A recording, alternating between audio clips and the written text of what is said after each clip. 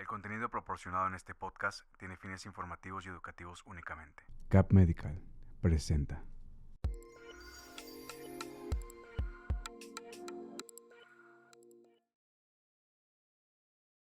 El contenido proporcionado en este podcast tiene fines informativos y educativos únicamente. CAP Medical presenta.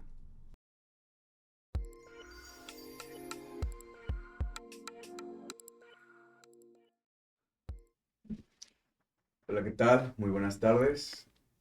Bienvenidos a una nueva consulta virtual desde las redes de la doctora Marcela Hernández, su neuróloga de confianza. El día de hoy vamos a hablar acerca de cefaleas trigémino autonómicas, si lo menciono bien. Sí, está perfecto, ¿Cómo está, Ángel. doctora? Muy bien, muchas gracias por acompañarnos. Ahí tuvimos unos problemitas para llegar, pero estamos tardes, pero seguros. Entonces vamos a empezar con este live hablando acerca de este tipo de cefaleas, pues que son cefaleas raras, ¿no? Que quizás las personas o los pacientes la han escuchado pues muy poco.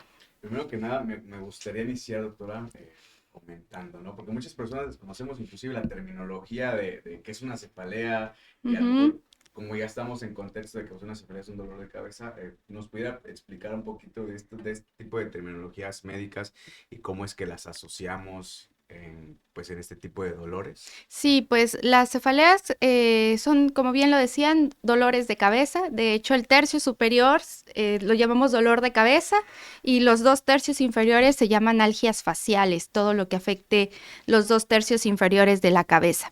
Entonces, pues, trigémino autonómicas es porque afectan el trigémino, que es un nervio que da la sensibilidad a la cara. Tiene 3 ramitas, una rama oftálmica, una maxilar y una mandibular. Y bueno, en las cefaleas trigémino autonómicas, a diferencia, por ejemplo, de neuralgia del trigémino, que ese es mucho más frecuente, tal vez que hayan escuchado el término, pues afecta a la primera rama, que es la rama oftálmica, pues que nos da la inervación de la órbita y bueno, la parte anterior del frontal, o sea, toda esta parte de la frente de la cabeza. Okay. Entonces, a eso se refiere el término trigémino y autonómicas, bueno, porque se presentan con síntomas que nos hablan de disfunción del sistema autónomo. Por ejemplo, puede presentarse con lagrimeo, con escurrimiento nasal o sensación de constipación de la nariz, con caída del párpado, pueden presentar escurrimiento nasal, que nosotros llamamos rinorrea, o este lagrimeo que les decía que médicamente le decimos epífora. Normalmente van asociadas a algún tipo de parálisis. Digo, mencionó características que sean muy puntuales que lo que se pudiesen confundir inclusive con alguna parálisis facial o algún tipo de fallo en los músculos de la cara. Sí, inclusive los pacientes generalmente antes de llegar a un neurólogo pasan por un oftalmólogo por esta caída del párpado, que es transitoria, una caída transitoria asociada al dolor. Y también muchas veces llegan antes con el otorrino por este escurrimiento nasal o por esta sensación de ocupación de la nariz, que llamamos constipación. Entonces, antes de llegar al neurólogo, generalmente pasan por otros médicos u especialistas en otras áreas antes de llegar con nosotros. Ahora bien, en este tipo de cefaleas trigémino autonómicas, ¿presentan algún tipo de clasificación? Es decir, ¿se clasifican de alguna manera? Sí, es muy interesante, están dentro del grupo donde está migraña y cefalea tensional, les llamamos cefaleas primarias. Dentro de esas cefaleas primarias, bueno, están las trigémino autonómicas y dentro de ella hay una subclasificación, por así decirlo. Lo clasificamos como cefalea en racimos, que es un tipo de dolor que es muy interesante, que ahorita vamos a abarcar más sus características. Yo pensé, ahorita te lo voy a provocar. Dije, no, doctora, No. nada más explíquemelo, por favor. Ese es uno de los peores dolores que experimenta el ser humano, o sea, es de los peores dolores de cabeza que experimenta el ser humano. Está también la cefalea hemicraniana, ya sea paroxística o continua, y está algo que son las cefaleas neuralgiformes de corta duración o de breve duración, que son una traducción del inglés que significa zunzuna, ya sea con o sin síntomas autonómicos acompañantes. Por ejemplo, este tipo de dolores, por como los menciona y por como los clasifica, me imagino que no son tan fuertes como para llegar al nivel de la migraña o el dolor, me imagino que el umbral del dolor es diferente para cada persona, ¿verdad? Pero llegan a a confundirse con este diagnóstico? Sí, muchas veces se confunde con migraña, de hecho se clasifica como migraña, pero tiene ok. algunas características particulares que nos hacen diferenciarla. Una de las principales es que la migraña puede estar, o sea, del lado derecho o del lado izquierdo, lo llamamos hemicraniana, o sea, a mitad de la cabeza izquierda o derecha. Las cefaleas trigémino-autonómicas generalmente afectan de un solo lado, o sea, no cambia esa localización, a diferencia de la migraña, que puede ser de cualquiera de los lados. Ok. Entonces, aquí no cambia. Siempre los pacientes llegan y te dan todos tus dolores del lado derecho. Sí, todos mis dolores son del lado derecho. Entonces, eso ya te saca un poco de que sea migraña y que estés más frente a una cefalea trigémino-autonómica. Ok, ahora bien, con el tema de qué tan frecuente es el dolor que le da al paciente, normalmente si es que se tiene establecido cada cuánto o qué es lo que ocasiona que el paciente empiece a manifestar ese tipo de dolores en la cabeza. Bueno, eso es independiente. Algunos pues ya Ok. traen alguna susceptibilidad a presentar estos tipos de dolores. Algunos otros, y que de hecho es el único, por ejemplo, la cefalea en racimos, es el único tipo de dolor de cabeza primario que tiene una indicación de hacer estudio de imagen, resonancia magnética contrastada desde un inicio, porque también puede haber tumores en la hipófisis o en el hipotálamo que desencadenen este tipo de dolor. Ok. Entonces, es la única cefalea primaria que tiene una indicación de un estudio de imagen desde que lo vemos al paciente o es el primer episodio que tiene el paciente. Les decía, hay diferentes tipos. Cefalea en racimos, que es la primera que me gustaría abordar, claro. aunque no lo vamos a hacer así tan extenso. Se presenta generalmente, nosotros llamamos que tiene un ciclo circadiano y ciclo anual, perdón, Ok. ciclo anual, se me fue la palabra. ¿Qué quiere decir eso? Que se presenta a una cierta hora del día. Sabemos que como base el hipotálamo, que es una estructura que nos ayuda a regular nuestro ciclo circadiano, es decir, noche, mañana, por él es que despertamos y dormimos. Al verse afectado, pues estas cefaleas se presentan casi siempre en los mismos horarios. Inclusive es una cefalea que despierta del sueño, o sea, los despierta a los pacientes y esa es una de sus características. Lo primero que me va a despertar va a ser el dolor de cabeza, ¿no? Sí, o sea, ellos están durmiendo y a las 3 de la mañana, que es como esa hora donde se presentan los ataques por cefalea en racimos, o que también llamamos clúster, pues es como muy contundente esos horarios. O sea, a las 3 de la mañana despierta a los pacientes, también se puede presentar alrededor de la 1 de la tarde y de las 6 de la tarde, que es cuando refieren mayor frecuencia. Y les decía que también tiene un reloj anual, por decirlo así. Generalmente se presenta en ciertas estaciones del año, ya sea al final de la primavera o a principios del otoño. Entonces, principios de primavera y finales del otoño son cuando se presentan este tipo de cefaleas y generalmente los pacientes se mantienen bien durante todo el año, pero en estas estaciones, porque es una cefalea estacional, vienen los ataques de dolor. Los ataques de dolor pueden variar de minutos hasta horas, o sea, puede ir desde los 30 minutos hasta los 180 minutos, o sea, hasta las 3 horas. Ok. Y se presentan, esto que les decía, puede haber caída del párpado, nosotros cuando revisamos vemos la pupila más pequeña, puede haber escurrimiento nasal, lagrimeo, sensación de constipación. Y bueno, es como podemos realizar el diagnóstico con estos criterios clínicos más lo que nos está contando el paciente. Normalmente me mencionaba el tema de la resonancia, ¿no? Que para buscar un tumor. Y ahorita también estaba mencionando que normalmente es pasajera, ¿no? Dependiendo mucho de los cambios de estación.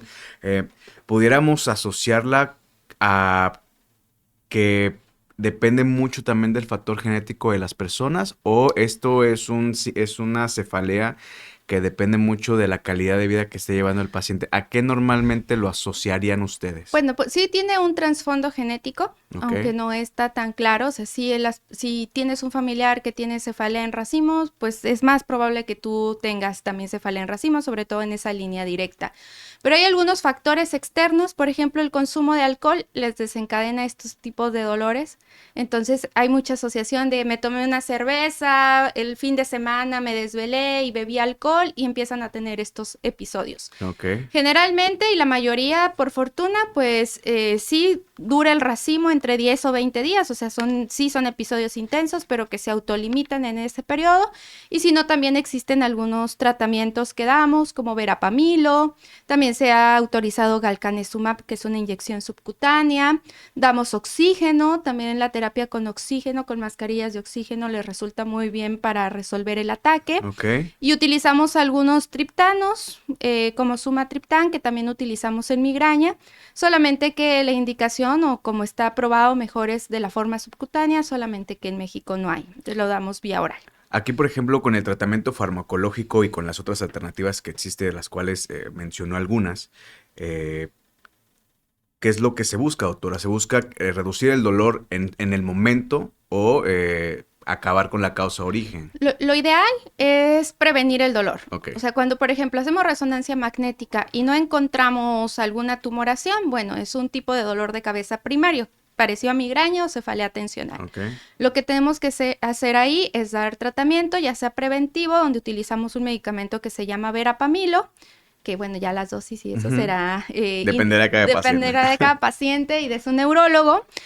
Pero utilizamos verapamilo para prevenirlo, y si está en el ataque agudo, se está teniendo un episodio que inclusive muchas veces van a urgencia por esto, pues se coloca mascarilla de oxígeno a 10, 12 litros por minuto por 10 minutos y con eso generalmente se resuelve el ataque.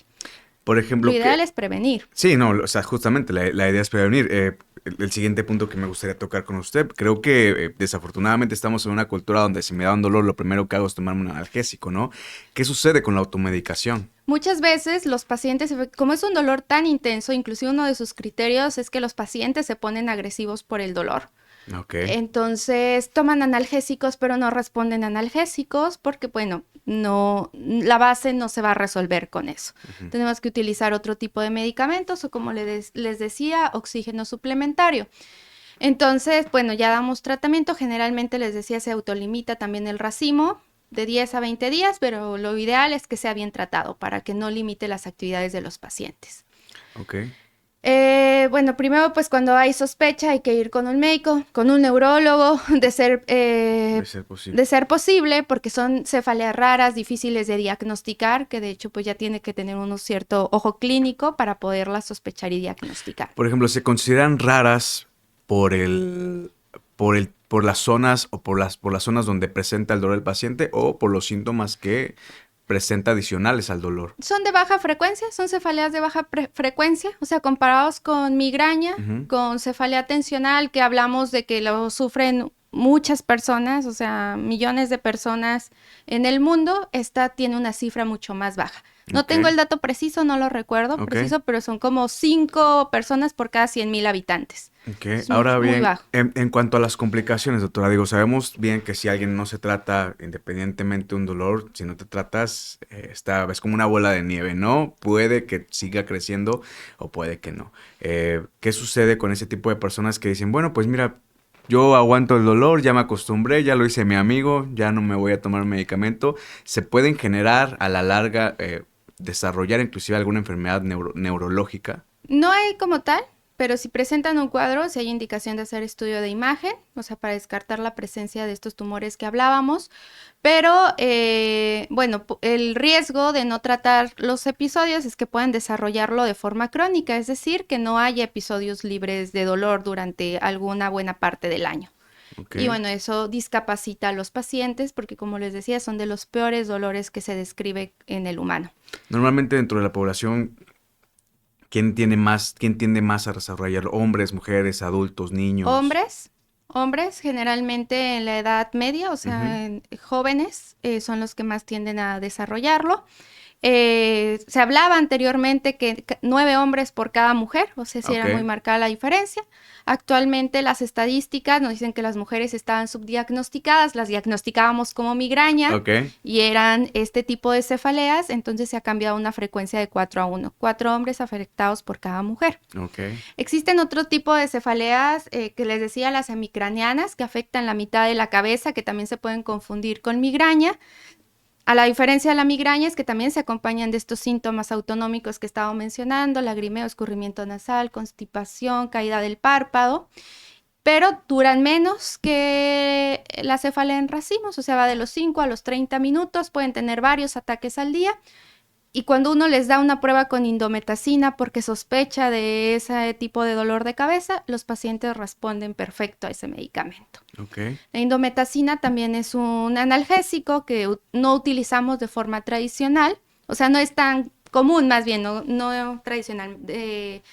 Utilizamos diclofenaco, ketorolaco, naproxeno para el dolor, pero bueno, indometacina funciona bien en estos tipos de dolores de cabeza. Y los pacientes con cefaleas semicraneanas, paroxísticas o continuas responden muy bien a este tipo de medicamento.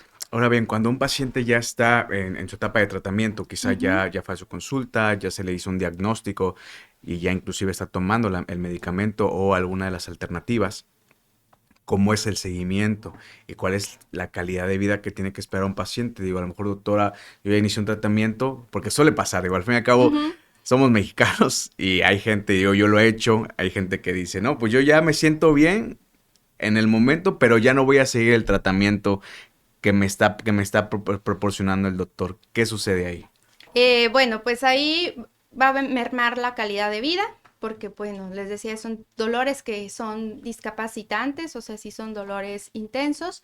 Posiblemente, pues, no va a traer alguna otra consecuencia, o sea, no predispone a desarrollo de tumores cerebrales o enfermedades neurodegenerativas que sepamos hasta este momento. Okay. Es decir, se clasifica como una cefalea primaria, igual que la tensional, igual que la migraña. Entonces, respecto a eso, pues no hay problema, pero lo ideal, pues, es que reciban tratamiento. ¿Cómo les damos seguimiento? Bueno, cuando los pacientes tienen el racimo, los seguimos durante el racimo. Generalmente ya cuando tenemos bien detectadas las etapas o las estaciones donde se va a presentar o las fechas donde se presenta, los vemos con días antes para iniciar el tratamiento preventivo y que no desarrollen el dolor. Y generalmente lo dejamos el tiempo que dura su racimo, pero eso es cuando ya lo tenemos muy bien identificado. Okay. En los pacientes con cefaleas semicraneanas, lo que hacemos es dejar una dosis bajita de indometacina el tiempo que el paciente lo necesite y con la dosis más baja posible que los deje libre de dolor, pero que tampoco afecte o traiga efectos secundarios como a nivel gastrointestinal o a nivel del riñón, porque como les decía, pues también es un analgésico que afecta también pues tanto el riñón y la mucosa gástrica. Claro, en su mayoría pues no abusar del medicamento, ¿no? O del fármaco.